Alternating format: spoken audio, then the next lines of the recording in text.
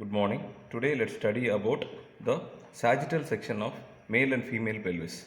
Now what you are seeing here is the male pelvis. First we have to orient ourselves with anterior and the posterior direction of the pelvis.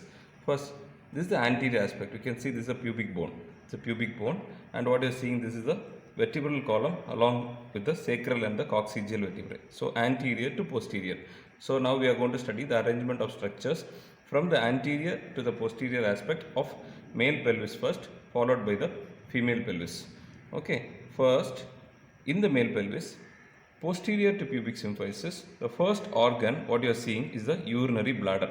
So this is the urinary bladder along with, see, this is the prostate. So urinary bladder and the prostate is located immediately behind the pubic symphysis. Behind the urinary bladder we have the rectum, and this is the anal canal.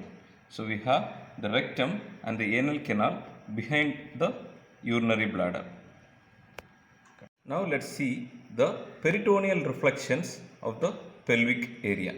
So if you see the peritoneum, so the abdominal area, so behind the anterior abdominal wall, the peritoneum, the parietal peritoneum will come and it will be reflected back onto these visceras to become the visceral peritoneum.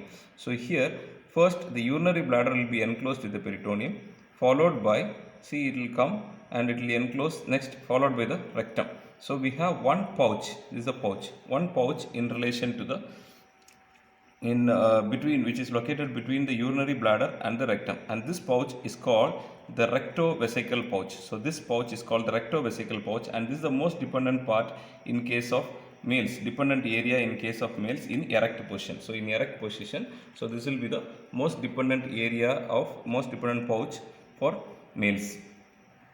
Next, let's study about the female pelvis, sagittal section of female pelvis. Like what we said in the male pelvis, from anterior to posterior. Anteriorly we have the pubic symphysis, posteriormost we have the vertebral column along with the sacral vertebrae. Okay. So anterior to posterior, what is the arrangement of the organs in a female pelvis? Let's study.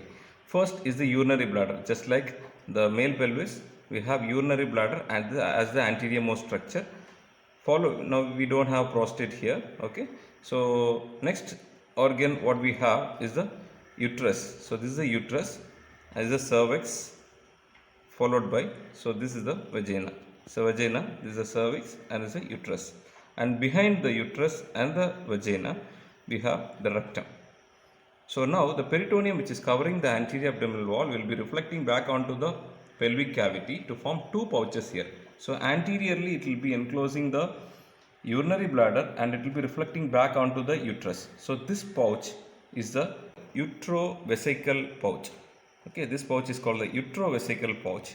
Next we have one more pouch in relation to the female pelvis, that is between the uterus and the rectum.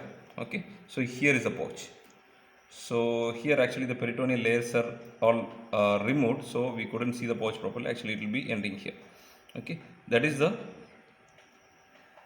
this is actually the rectouterine pouch. So this pouch is the rectouterine pouch. This pouch is otherwise called the pouch of Douglas. So this pouch is otherwise called pouch of Douglas, which is surgically very important because this is the most dependent part in case of female pelvis. This is the most dependent part in case of female pelvis. Like in case of ectopic pregnancy rupture. Ectopic pregnancy is nothing but the pregnancy which will be happening outside the uterine cavity. The most common place of ectopic pregnancy is this one, the uterine tubes. So if it is present there for a quite long time, it can rupture. Once it ruptures, the blood will be collected into the pelvic cavity, which will be accumulated in the pouch of Douglas, and this area can be easily accessed through the vagina into this area, So this part is actually the fornix of the vagina.